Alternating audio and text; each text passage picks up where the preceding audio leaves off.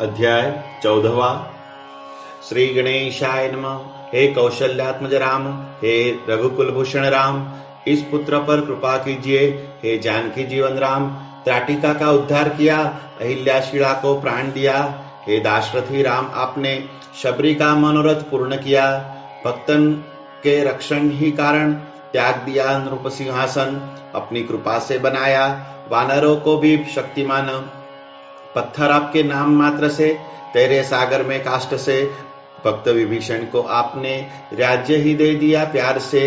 जिसने आपके चरण छुए संकट उसके दूर किए। हे सुख के निधान, आपने दैन्य दुख सब दूर किए। इन बातों का ध्यान रखकर कृपा करना दासगणों पर। किसके पास दौड़ेगा बालक अपनी जननी को छोड़कर। आप जननी जनिता सद्गुरु, आप भक्तों के हो कल्पतरु। हे रामचंद्र, आप ही हो भव नदी में भव्यतारु। एक खेड़े गांव का निवासी, मेहकर तहसील का। सज्जनों, एक ब्राह्मण था, बंडू तात्या नाम था जिसका। यह बंडू तात्या ब्राह्मण था सदाचार संपन्न, गृहस्थाश्रम चला रहा था। उदार अति था उसका मन। सुनिए जी सज्जन श्रोते, प्रपंच में आती मुसीबतें, फिर भी मन में लोभ लालच आए बिना नहीं रहते। इस बंडू तात्या के घर मेहमान आते रहते अक्सर। उनका स्वागत वह स्वयं यथोचित देता था कर। ऐसा नियम चलता गया, संचय खत्म हो गया। कर्ज में डूबने का भी उस पर विकट प्रसंग आया। घर बार चीजें गिरवी रखी, कर्ज की राशि बढ़ने लगी। लोगों को मुंह दिखाने में उसे शर्म आने लगी। साफ हुआ घर, कुछ न बचा जो अब जा सकता बेचा। बर्तन भांडे भी चले गए, विपन्न उसकी हुई दशा। साहूकार लगाए तकाजा, सिपाही को अक्सर भेजता। 2 वक्त की रोटी भी वह नहीं था जुटा सकता। पत्नी ढंग से बोले नहीं, पुत्रों ने मान रखा नहीं। धूल में मिल गई प्रतिष्ठा, उधार कोई भी देते नहीं। इस प्रकार दुखी हुआ, जान देने तैयार हुआ। गृहस्थ की ना रहती कीमत, जब भी पैसा खत्म हुआ। हाथ में जब पैसा रहता तब जो स्थान सुख में लगता, हाथ में पैसा न रहने पर वही स्थान दुखदायी होता। अगर करूं भी आत्महत्या, बंडू तात्या सोचे ऐसा। अफीम खाकर प्राण त्यागू, पर खरीदने भी ना पैसा। अगर कुएं पर ही जाकर प्राण दे दूं मैं कूद कर, वहां से किसी ने जो मुझे बचा लिया बाहर लाकर। जान तो मेरी नहीं जाएगी, बल्कि फजीहत हो जाएगी। आत्महत्या के जुर्म में सरकार से सजा हो जाएगी। सबसे उत्तम हिमालय में चला जाओ प्राण देने, वहां कोई भी न होगा आत्महत्या का दोष देने। मन में ऐसा विचार किया, छोड़ दिया उसने घर बार। बाहर निकलकर प्रपंच को अंतिम किया नमस्कार।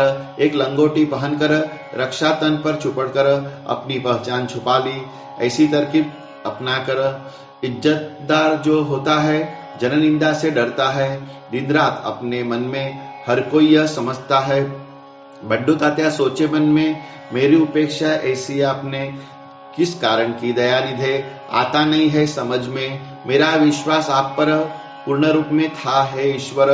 पुराणों में सुना ऐसा कि रंक को आप कर दे नृपवर, वह सब निकला झूठ, विश्वास मेरा गया उठ। कवियों ने आपकी महिमा व्यर्थ में ही गाई खूब। मैं अब हूँ प्राण देता, आप पर इसका दोष जाता। आप भी थोड़ा सोचिए, लेना नहीं मेरी हत्या। मन से किया यह संवाद, टिकट लेने की सोची बात। उतने में स्टेशन पर हुई एक विप्र से मुलाकात। हरिद्वार तुम्हें है जाना, टिकट अभी खरीदना ना। संत दर्शन कर लो फिर हरिद्वार निकल जाना। वराड़ प्रांत में हम सबके श्री गजानन नाम के महान संत अवतरित हुए। दर्शन तुम कर लो उनके, संत दर्शन व्यर्थ कभी भूमि पर साबित हुआ नहीं। त्रस्त होकर मन में तुम अविचार कभी करना नहीं। सुनकर ब्राह्मण का भाषण भ्रमित हुआ उसका भी मन। सहसा मुझे मिला यह कौन हो सकता सज्जन, अथवा यह पहचान सा गया मुझे लगता है ऐसा कि मैं बंडू तात्या ही हूँ, पर इसको पूछूं भी कैसा।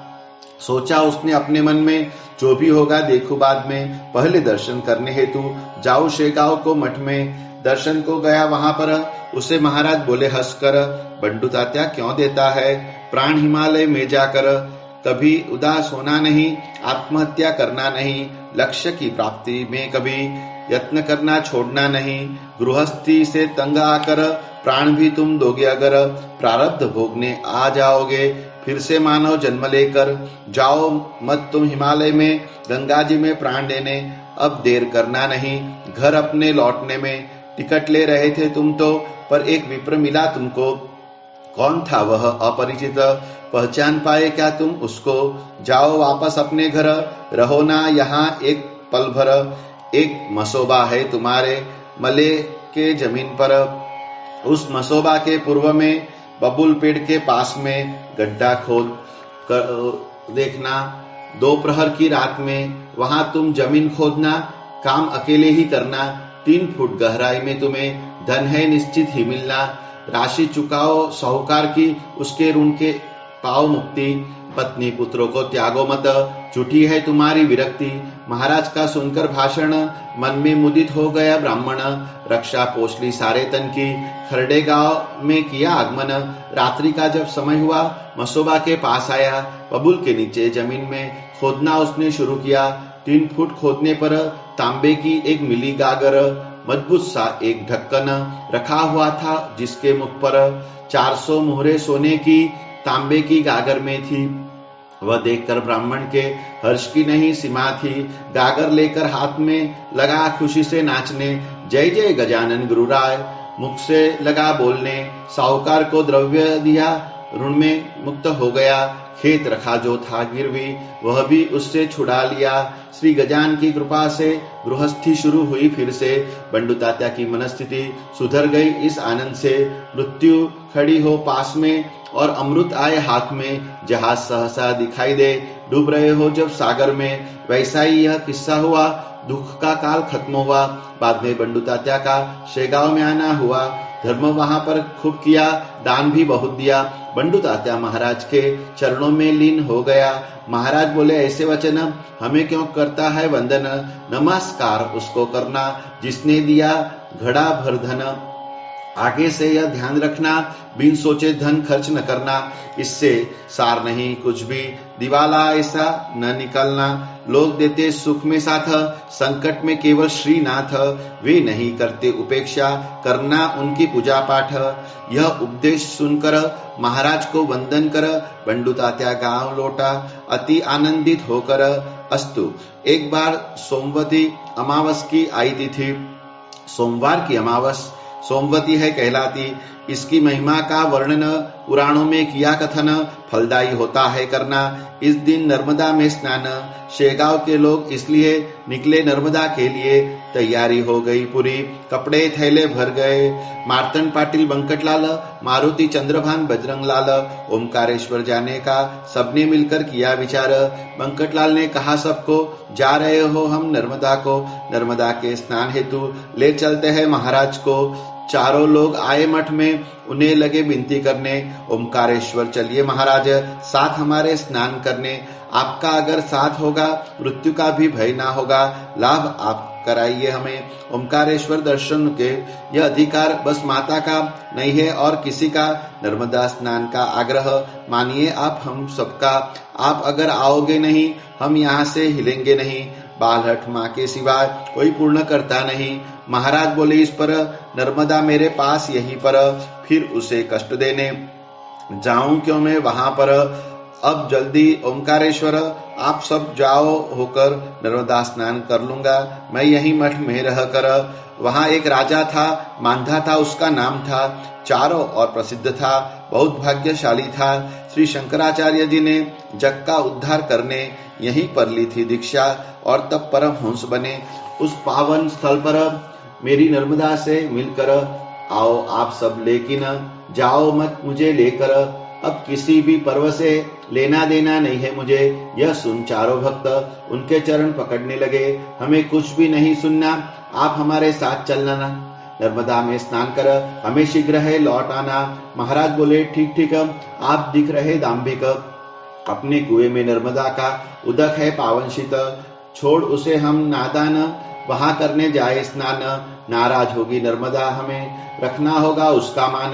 मानो तुम मेरा कहना, आग्रह मुझे नहीं करना, इसी में सबकी भलाई है। आप लोग निकल जाना। मारुति चंद्रभान ने कहा, यह महाराज से आपको लिए बिना नहीं निकलेंगे हम यहाँ से। महाराज बोले, फिर उस पर आपके साथ चलूं, अगर कुछ अनिष्ट जरूर होगा, दोष मढ़ना ना मुझ पर। मठ में यह चर्चा हुई। मंडली ओंकारेश्वर आई। पर्व स्नान के लिए वहां भीड़ भी थी, खूब हुई। दिखा रहे थे खूब भीड़ नर्मदा के दोनों तीर। चीटी को भी राह न मिले। पहुंचने हर के मंदिर। स्नान करने लगे कोई, संकल्प सुनने लगे कोई, बिल्व पत्र पुष्प लेकर मंदिर जाने लगे कोई बर्फी पेड़ा खाए, कोई सूखा मेवा खाए। जत्थे के बाद जत्था वहां भजन गायकों का आए। पर्व खत्म होने तक मंदिर में चला अभिषेक। अत्यंत जमघट में स्पष्ट न दे सुनाई शब्द एक। उस रम्य स्थान पर पद्मासन लगाकर महाराज बैठे महानदी नर्मदा के तट पर। चारों कर आए दर्शन, महाराज को किया निवेदन, अब उचित नहीं लगता करना सड़क से मार्गक्रमण। भीड़ बढ़ती जा रही, गाड़ियां भी टूट रही, ऊपर से अपनी गाड़ी के बैल भी है ढीठ नहीं। खेड़ी घाट स्टेशन पर गाड़ी वाले ने किया करार वापसी का भी, पर बैलों के गुण का ना किया उच्चार। बैठे तब पता चला आप थे हमारे साथ, अतः पहुंच गए हम, वरना बैल मचा देते उत्पात। अब न बैठो गाड़ी में, खतरे दिखते हैं उसमें, चलो स्टेशन पर चलते हैं बैठकर अब नाव में। भीड़ कर रही बेजार, शांति से करेंगे नदी पार। देखिए कितने लोग नाव से पहुंच रहे हैं उस पार। जो उचित लगे करना, हमें कुछ मत पूछना, वचन में फंसे हमें तो जहां बैठो वहां चलना। समर्थ कुछ बोले ऐसे, नाव में उनके संग बैठे। खेड़ी घाट की दिशा में नदी में खूब अंदर पहुंचे। मध्यंतर में वे जब पहुंचे, नाव टकराई पत्थर से। पट्टी एक टूटकर निकली नाव के तल से। आर पार छिद्र हुआ, जल भी अंदर जमा हुआ। नाविक तो फिर सत्वर नदी में ही कूद गया। महाराज निश्चिंत बैठे, गिन गिन गणात बोते, अपने मुख से अखंड भजन ऐसा कर रहे थे। मार्तंड बजरंग मारुति मन में डर गए अति। बंकटलाल की तो डर से धड़ धड़ उड़ने लगी छाती। कहा भक्तों ने समर्थ के, अपराधी हम है आपके। शेगांव में अनसुने वचन हमने किए आपके, उसी का आपने यह फल हमको दिया है तत्काल।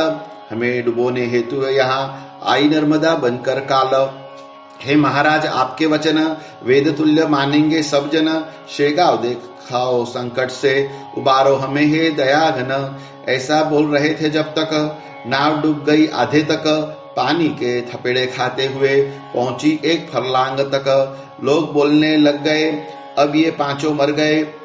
इतनी गहरी है नर्मदा कि समझो ये डूब गए। तब उन चारों भक्तों से महाराज ने कहा ऐसे, तुम्हारे जीवन को जरा भी खतरा नहीं है नर्मदा से।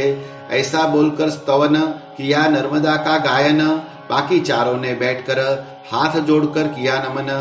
नर्मदे मंगले देवी रेवे अशुभ नाशिनी, भूल इनकी माफ कर दे कृपालु जग जीवनी। ऐसा स्तवन शुरू किया, अंदर का पानी निकल गया।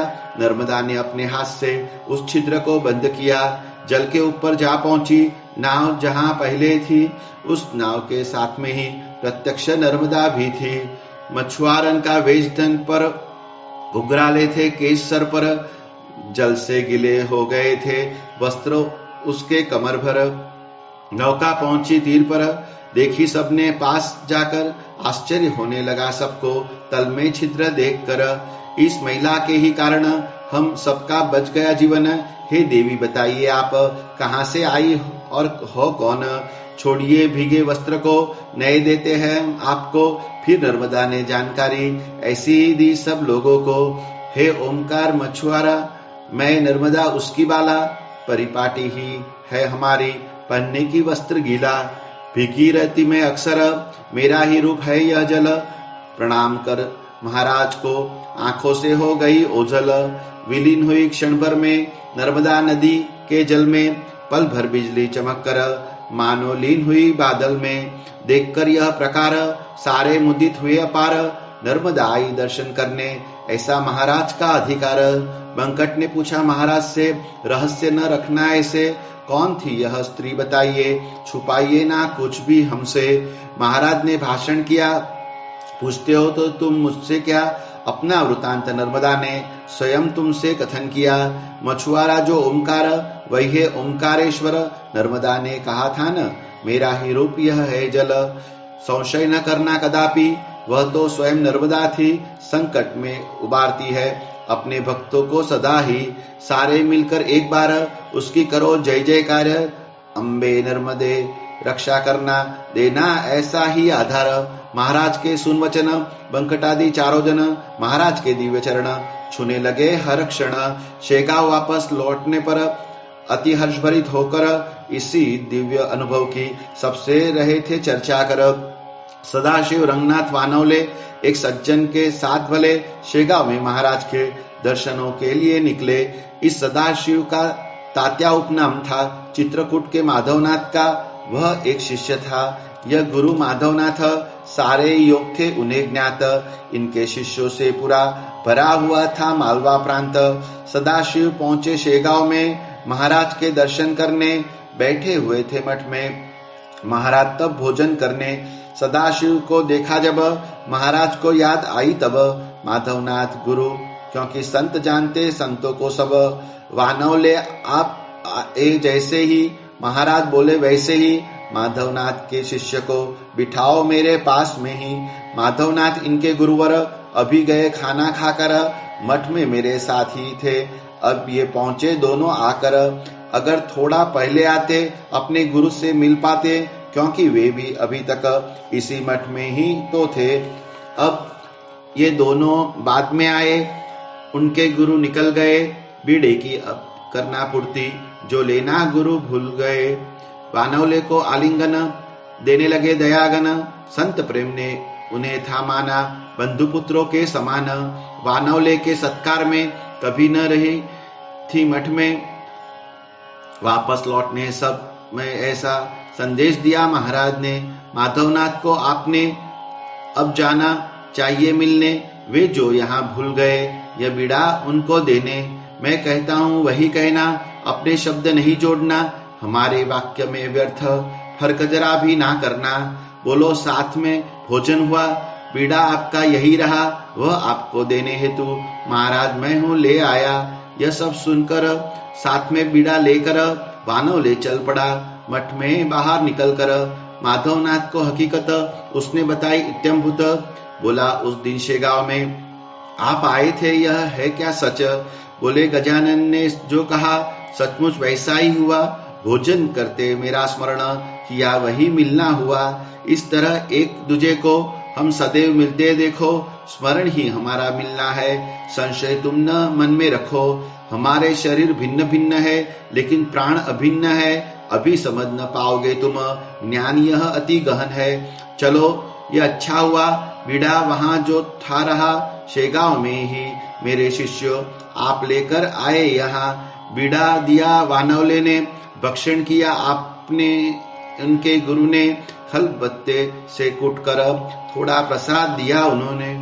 संत कैसे जाते मिलने, यह चांगदेव 65 में विस्तृत वर्णित किया है संत श्री ज्ञानेश्वर जी ने। वह प्रसंग याद करोगे, संकेत यह भी तभी समझोगे, स्वयं अनुभव करने पर तर्क वितर्क नहीं करोगे।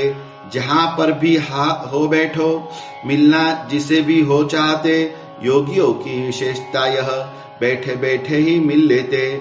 शेख मोहम्मद श्री गोदे में और तुकाराम थे देहू में, कीर्तन कर रहे थे और आग लग गई मंडप में। श्री गोंदे में बैठकर ही शेख मोहम्मद ने आग बुझाई। भक्ति विजय में यह बात महीपति ने है बताई। पाटिल का पुत्र कुएं में डूबने लगा, हलीखेड़ में हाथ देकर उसे बचाया माणिक प्रभु महाराज ने। जो है सच्चा योगी रहता, चमत्कार ये वही करता, और जो हो दाम्भिक कोई डिंगे हाँकता ही रहता। योग ही है बलवत्तम, अन्य नहीं है उसका सक्षम। राष्ट्र बलवान बनाना हो तो योग स्वीकारो सर्वप्रथम। श्री दास गणो विरचित श्री गजानन विजय ग्रंथ, अति प्रबल निष्ठा से सुने सब स्नेहल भक्त। शुभम भवतु, श्री हरिहरार्पणमस्तु। इति श्री गजानन विजय ग्रंथस्य चतुर्दशो अध्याय समाप्त।